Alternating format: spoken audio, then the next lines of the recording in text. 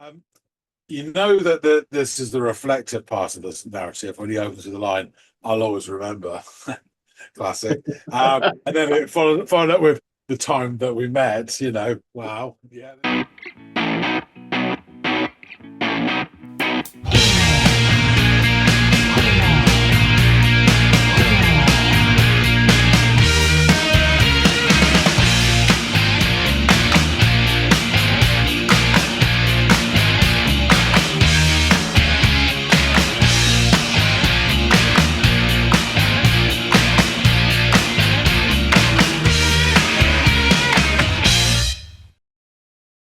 Hey, everybody out there. Welcome back to another Friday episode of the Audiophiles. It's Andy, it's John, and it is an episode dedicated to a song suggested by one of y'all lovely people out there in the listening sphere. This one actually came from It's James H. DJPE. So, we'll call you James. James, thank you so much for offering this one up. The track that we are going to dig into is one that I'm familiar with, off an album that I'm familiar with. Actually, a track from this album already features on our channel. But James jumped in, of all places, the Goodbye, Mr. Mackenzie, the Rattler episode that we did, and suggested that we revisit Wunderhorse. So, John, you probably have some vague recollection of doing the track Purple by Yes. Wunderhorse some time ago. Yeah. And James would like us to check out, offered up a few of them. Just stuck with the color theme since we've done Purple. Let's do their track Teal off the same album. And I was lucky enough to find a really cool live version of it from our friends over at WFUV, which is a radio station. We've done a couple videos from that channel before. It's kind of this live studio, kind of a little bit more raw take on the track rather than just giving you the song off the album, which I think that's what we did with Purple. It was just like, here's the studio version. So now that you've seen the band, here's another kind of lens you could look at them through, which is this sort of live studio aspect and this new track, obviously Teal, that you haven't heard yet.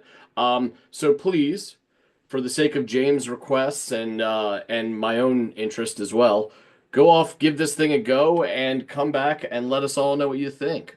Will do.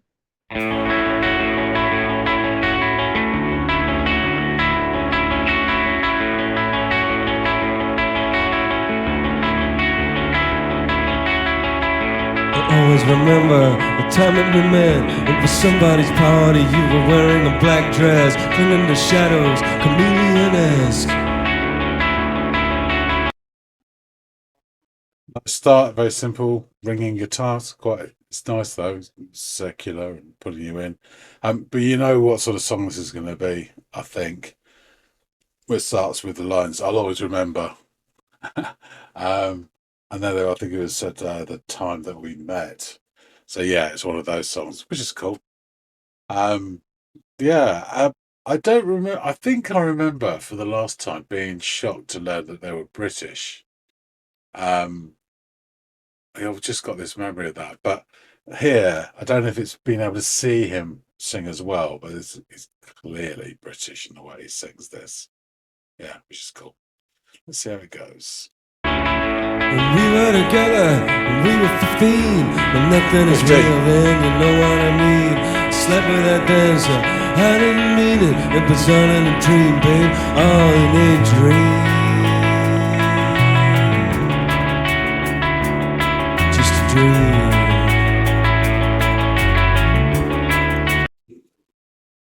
That was interesting. We were going to list that bit again. So just as he's going, it's just a dream out there.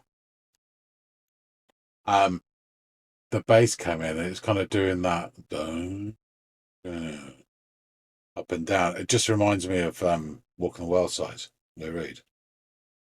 And we're getting the tippy tappy from the drummer as well.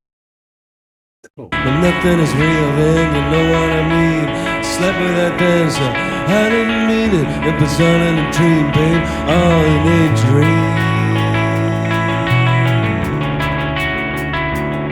Just a dream. I'm so sad. proper.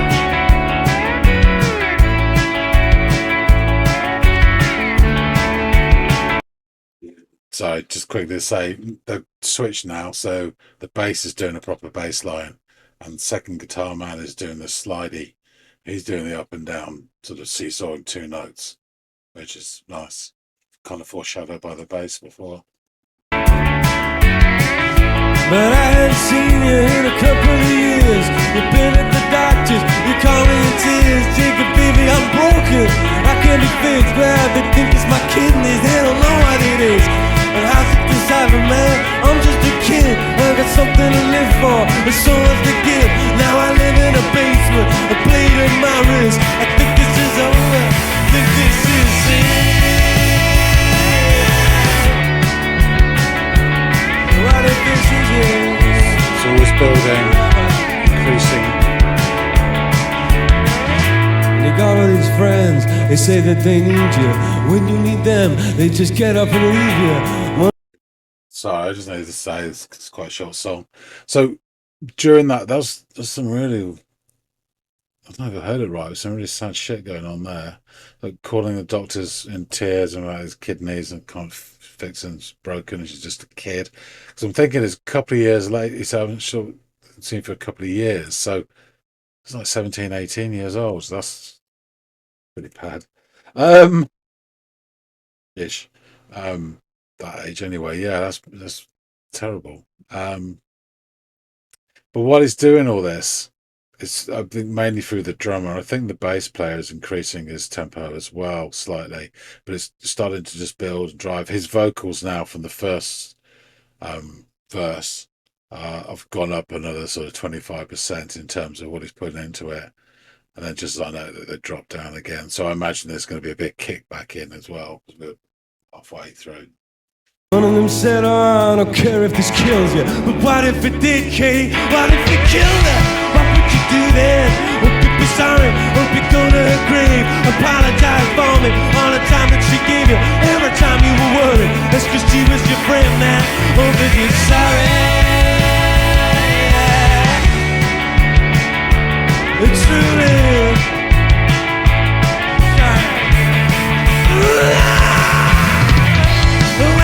using just that you help me. Be more of a human, less of a junkie. You got a gift, man, gonna be something. If I was in your shoes, I would be jumping. And that's when I felt it. It conquered my heart. It was the light of a candle in the depths of the dark. There was a fire and danced in her eyes. A beautiful world and a beautiful man. A beautiful man. A beautiful man. A beautiful man.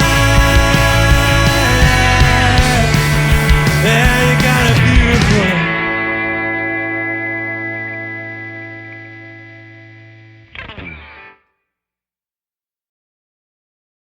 Yeah, I enjoyed that. I'm not sure without listening to it again, Purple. I think I enjoyed this more. It seemed a bit more immediate. I really liked some. I'm really interesting to hear what the lyrics are actually. But it seemed very interesting about what if she dies and apology in her grave. I think it was. And then that last verse was. He said when he was using, more of a human and less of a junkie. And it was talking about the sort of the fire and from a candle, I think it was, and there's lights in her eyes and the dark depths of the darkness. Really interesting. I was trying to scribble it down or decipher that. I also really liked actually the second guitarist. I know it's not per se a slide guitar, but he's playing it as a slide. Didn't bloody move once. Did look up. Nothing. I think there was a slight wobble in his stance just after we finished. But yeah, he almost looked like he'd be surprised at the other people in the room. When he wakes from his reverie. Really funny. But as a live performance as well, I thought the singer did a great job of just amping it up each time a little bit more, put a bit more passion into it. I love that sort of guttural scream before launching into the last bit. Really nice. Yeah, thumbs up all round. This is a good shout. Let's get back and find out some more from Andy. All right, John. So get down off your Wunderhorse and let us know what you think of this track Teal and the performance. What did you make of it? Yeah, first off, it was really nice to see them playing in the flesh, Right. live in the studio, obviously. And I'd say overall it was a great performance, and the quality of it was spot on as well. Really good. Which is, it's lucky that we're able to find all these, whether it's through these guys or KEXP or the Thingy Bobby Room or whatever. Absolutely. Audio I tree. mean, it's great that we have these sort of like, various things we can harvest. Yeah. So I remember only a couple of things about Wunderhorse. Obviously, I think I made the thing about Champion the Wunderhorse, and then you said that's how their name came about. And I'm pretty sure I remember being quite shocked when you said that they were a British band, because I had them totally pegged down as somewhere over that murky pond. And with this performance, I'm not so shocked. I think mainly it's the vocals that obviously sound British in this instance, so I picked them as being British much easier. And I wonder if it's because you can see them and hear them and just seeing where the sound comes out of, you think, yeah, that's a Brit. Yeah. Whereas if it was completely blind, I don't know if I'd hear the same thing, because you're affected by what you see here as well. But anyway, it's really interesting. So it starts with a very simple, bright guitar riff. It's kind of, it just goes round and round like some sort of thing that you're just turning and sparkling, and then your man starts singing.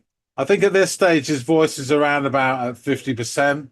He's holding back just this sort of initial section, and it kind of has the same kind of tone to his voice as does the singer from the Murder Capital when he does the same sort of style. I mean, he's Irish, so they don't quite sound the same, in terms of sound, but in tone, it's really similar. He's just knocking around that sort of baritone area, about to go up. Yeah, it's nice. That this is the reflective part of this narrative. When he opens with the line, "I'll always remember," classic. And then it followed up with the time that we met. Wow, yeah, this is definitely looking back. And he says something about it was somebody's party. You were wearing a black dress, and there was something about like going into the shadows and whatever. I didn't quite pick that up, or didn't remember to write it down. But it was quickly followed by when we were together, we were 15. I think, this is really sweet. And this, Basil Exposition's job is now done. We are there in the scene, and we got the idea of this. And then towards the end of the verse, he notes that it's just a dream. And as he does this, the bass sort of wakes up, and he starts doing these lazy notes sliding up and down the fretboard. And it reminded me straight away of the bass part from Walk on the Wild Side, that boom, boom. And it's not, but it's similar, Yeah. And for some reason, whenever I hear that song, Walk on the Wild Side, I think of the bass part. I always think of an old school ventilator in a hospital ward going up and down. I don't know why, but that's what I just picture in my head each time. So there you go. Nothing to do with the song. Anyway, so we get a bit of tippy tappy on the hi-hats from the drummer, and then the bass drum comes in, and the beat proper is served as we move starter to main course. At the same time, the second guitar, actually, he wakes up, and well, only just, because he's almost sleepwalking all the way through this song physically. He doesn't move, look up, do anything. I mean, I just looking to see the wires that were moving his hands. So he actually replaces the bass action. So he's now on this, with his thingy. He's sliding, seesawing between two notes, and those notes may differ, but it's the same action. So it's nice as a foreshadowing from the bass of what he's going to do. And the bass adopts a more traditional flavor in terms of the bass line. The sound of this guitar is really nice, and it gives a tinge, just a tinge to these, British ears of a kind of country-ish vibe a little bit. Oh, that's the sound we associate with country music to an extent anyway. And as I say, I already said I really enjoyed the guitarist's demeanor throughout the song, and it struck me that he's so absorbed that if he actually looked up at any point, I think he would be shocked to see there are other people in the room. He's just that unaware of anything else, and he could be listening to a totally different song as well if he was counting. I wouldn't be shocked if he was. But a bit of Raikkonen or something. But he does a great job. Don't get me wrong. I just found it really funny. The way he didn't fucking move one iota. Anyway, your vocalist, he cranked up the delivery about another 25%. And the whole thing now has a certain pace about it. And that pace seemingly, because I didn't count the beats or whatever, but seemingly it grows through the song and gains, momentum. I catch a few bits and bobs from the lyrics. Something about he fast forwards a couple of years now. And then there's this bit where it says that she calls from the doctors in tears. It says, I'm broken. They think it's my kidneys. I couldn't quite work out. She said that they couldn't fix her or not. And it just struck me at this point that she must be very young because it's only a couple of years since they were 15. And then you get the line, I'm just a kid. And something about being down in the basement and a blade, and then I think this is over. I think this is it. And I found that really quite affecting, and in a way, this little narrative of that little verse. It just struck me, The music then drops down, just as I think I stopped things, saying how it's building and gaining momentum. It just drops, of course, because that's what it will do. And the singer then opines about the support of friends. And then he kicks back in with the sort of main musical bit at the time where he sings "What If It Killed Her," and naturally his delivery is very animated here. I'm not getting every word, as I say, but it's still having an impact with me anyway, because you can kind of tell what's going on without the details. At the end of the next stanza, there's something about sort of apologizing at her graveside, and then the bass player sort of lends in as he sings the word sorry. So you get those dual harmonies, which is really nice. The singer's really getting into it at this point, and he sort of steps back a bit, and then he releases this sort of guttural cri de coeur, and then he launches into the next section, and the slide guitarist doesn't even look up. Anyway, the singer then injects even more passion and vocal fry to his delivery at this point. So you've got this slight raspy breaking. So it becomes just a tad harder to discern the lyrics, but I get some of it. I think he mentions something about when I was using, and something about more of a human, less of a junkie. And then if I was in your shoes, I would be jumping. Something about in the depths of dark, fire dancing in her eyes. I couldn't really, I got this wrong, but all I got was a beautiful, I think it was earth, and a beautiful mind. And they repeat a beautiful mind, beautiful mind. I am interested when you'll go through it to know what the lyrics actually are to this verse. Sure. It does seem to put a different angle or even dimension on the aforementioned narrative and relationship. Really interesting. And from a different sort of perspective that we normally get within these sort of stories.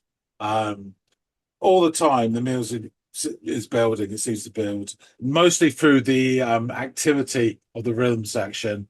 I could be wrong. It just could be a trick of the light, but I think the bass player is getting more rapid and more notes, as it were. But definitely the drummer is ramping up his work out. He's doing a lot of mini fills, extra hits, as he starts singing the beautiful mind repeated. Really, really nice. And then the song finishes, and you just get the sort of echoing of the slide second guitar. And I think at that point, just as they finish, the singer looks at him and he slightly wobbles in a stance, and it's almost like he's coming awake. It's really like coming out of this trance or something. Yes. Where he's Yes. transcended to another plane, and now he's coming back into himself. Yeah. Yeah, or the drugs have worn off. So I found this really interesting and thoughtful, and quite immediate as well, actually. And I reckon, without revisiting the track Purple, I think I like this more. In my mind, I do at the moment, anyway. Yeah, I really enjoyed this. Awesome. I'm glad you did. I'm sure that James is out there happy that you did. And to be fair, this whole album, their debut, is fucking really good and worth checking out. It has more than just two good songs on it too. So if you liked Purple and you really like Teal, there's a few more from this album that you would probably really enjoy as well. Worth definitely checking out. So we'll just do a quick recap of the band because previous episode we sort of dove deeper into that. But yeah, they're an English rock band. As John mentioned, he was surprised to hear the first time, probably less so this. Formed in 2020 by frontman and songwriter Jacob Slater. He was formerly of the band The Dead Pretties. And this was initially a solo project, Wunderhorse was, but became a full band in 2021 with Slater on vocals guitar, being joined by Harry Fowler, the very interesting guitarist that seemed like he was disconnected. Peter Wooden on bass and James Staples on drums. Now, Wooden has since been replaced by Sun King singer Seb Byford, who is the son of Saxon lead vocalist Biff Byford. And this band has released two albums and toured internationally. Wunderhorse's debut album, Cub, was released October 7th, 2022 by Communion Music. It was written solely by Slater and produced by Kevin Jones and the aforementioned Peter Wooden. Cub was named one of the best albums of the year 2022 by NME, Riot, and Far Out. Critics describe the album as a warming blues garage indie fire, an album best enjoyed in its entirety at a high volume. Some of the most well-crafted and interesting rock songs of the decade. A brilliant catalog of teenage life, ill-fated love, drugs, self-destruction, depression, as well as youthful joy. All to a rousing soundtrack that harks back to the 1990s and a melodic reflection from a man growing into himself. In 2022, Wunderhorse toured as a supporting act for other bands, opening for the Irish post-punk band Fontaines DC. They also opened for Pixies, Foals, and fellow UK singer-songwriters Sam Fender and Declan McKenna. Many of those bands have appeared on this channel or at least been the subject of conversation. So they keep good company. In spring 2023, Wunderhorse toured the United States with concert dates in several cities and played at Glastonbury Festival that year during the summer. They released their second album, Midas, on August 30th, 2024. So it's not even a year old, their sophomore album. It was produced by former Rolling Stones producer Craig Silvey and was preceded by the release of 5 singles. The title track, Midas, Silver, which is funny when you think about it, July, Rain, and Arizona.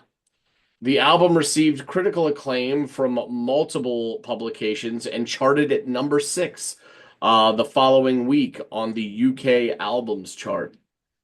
Ella Camp of Rolling Stone UK devoted an article to the band's debut album, the album on which this features the aforementioned Cub, and she wrote this. Wrestling with early relationships and precocious mistakes, the record shares DNA with Sam Fender's triumphant 17 Going Under, featuring bold songwriting that is unafraid to address the elephant in the room, the monsters of youth. Writing for the indie scene, Eve Rowley wrote of the album, "This debut album from Wunderhorse demonstrates that they are one of the most exciting new artists to break into the UK scene. If Cub is this brilliant as a debut, we cannot wait to hear what is next for them." And of this track, Teal, she would add, "Teal is the most streamed song on Cub, and it's evident why. The song encapsulates a beautiful exhilaration with bittersweet storytelling." And finally, Beyond the Grooves reviewed the band's debut album and wrote this of the song we listened to today. Teal closes side a fierce, riff-heavy track that stands as the band's most streamed song. It's one of the darkest on the album, with Slater's punk past making an unmistakable appearance in his vocal delivery. While they aren't reinventing the wheel, they don't need to. These songs are brilliant, raw, and beautiful. So, let's jump into these lyrics. I'll always remember the time that we met. It was somebody's party. You were wearing a black dress, clinging to the shadows. That fucking line is so good. Chameleon-esque. And we are together. And we were together and we were 15. But nothing is real then, you know what I mean? I slept with that dancer. I didn't mean it. It was all in a dream, babe. All in a dream. All in a dream. Sorry. I hadn't seen you in a couple of years. You'd been at the doctor's. You called me in tears. Jacob, baby, I'm broken. I can't be fixed. They think it's my kidneys. They don't know what it is. And how could this happen, man? I'm just a kid. I've got something to live for and so much to give. Now I live in a basement, a blade at my wrist. I think this is over. I think this is it. What if this is it? All of your friends, they say that they need you. When you need them, they just get up and leave you. One of them said, I don't care if this kills you. What if it did, Katie? What if it killed her? What would you do then? Hope you'd be sorry. Hope you'd go to her grave, apologize for me. All the time that she gave you, every time you were worried. That's 'cause she was your friend. Hope that you're sorry, yeah, truly. And when I was using, she still said she loved me. Be more of a human, less of a junkie. You got a gift, man. Go and be something. If I was in your shoes, I would be jumping. And that's when I felt it. It conquered my heart. It was the light of a candle in the depths of the dark. And there was a fire. It danced in your eyes. A beautiful world and a beautiful mind. A beautiful mind. A beautiful mind. A beautiful mind. You've got a beautiful mind. Yeah, super fucking sad, man. This track. And the idea that he did her wrong, and yet in retrospect, like, he realized how much life she gave him when he was in his worst spot. Like, look, man, if I were you, I would be fucking over the moon if I had those talents, and you're wasting it. You know, none of it, a lot, your contemporaries, all your friends and us, we don't have that. So quit squandering your shit away on this stupid drug. You know, you've got something to live for. And now she's in this bad spot. It's just heavy, and really kind of pretty, in its own kind of tragic way. But beyond the groove rights, Teal was the first song released under the new moniker of Wunderhorse. The song retains his punk snarl, but is more introspective than anything Dead Pretties had released. With a riff that sits between Sam Fender and Neil Young, and heartfelt lyrics about someone close to him. Slater would go on to describe the track to the enemy, saying, "It's about a very dear friend of mine who went through a real shitty patch a few years ago, and the lyrics just fell out." So, there you have it, John. Really great song. Another shining example of why this album was so damn good and why the critics were rightfully, along with some of these other bands that we've talked about, you know what I mean? The Murder Capital, you've talked about, sort of contemporaries from over there around the same time.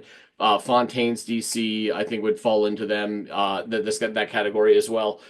Really talented group, putting out some really good stuff. I'd love to bring maybe one of their tracks off their sophomore effort in the near future, given that this went over really well with you and that you enjoyed Purple too. So maybe we will check out some of that. In fact, guys, if you have any suggestions off the sophomore album that you'd want us to check, I would bump that up in front of something that I would just pick at random. So please let us know what you think. But yeah, great choice by James. I think James had threw a few at us, I'm glad that we kind of settled on this one. Obviously, it was a big hit with the fans, being the first single, and as mentioned several times, the most streamed off their debut album. So shout out James and John. Thanks for giving this thing a listen, and we're all glad that you enjoyed the listen, man. Yeah, it was my pleasure. I've definitely enjoyed this. Excellent, excellent. Well, guys, out there in the listening audience, please let us know what you thought of this tune "Teal" by Wunderhorse. And as I mentioned, if there's anything else by them, hell, even if it's all another one off the debut album, whatever, feel free to suggest it. But we'd love to hear from you guys. Love hearing your suggestions, whether it's Wunderhorse or any other band you'd like us to check out. Please pop it down in the comments field below. The only reason we wouldn't listen to it is if we are both familiar with it. Be kind of a moot point at that juncture, but nonetheless, if it's one that we haven't heard, we will add it to the list. And if you have patience, we've got the time. So thank you so much. Also, like, share, and subscribe if you'd be so inclined. We really do appreciate it. It helps us over here at the channel with our numbers. Doesn't cost you anything but a few seconds. So thank you so much. And hopefully John and I will catch all y'all in growing numbers on the next installment of the Audiophiles. We'll see you later, guys.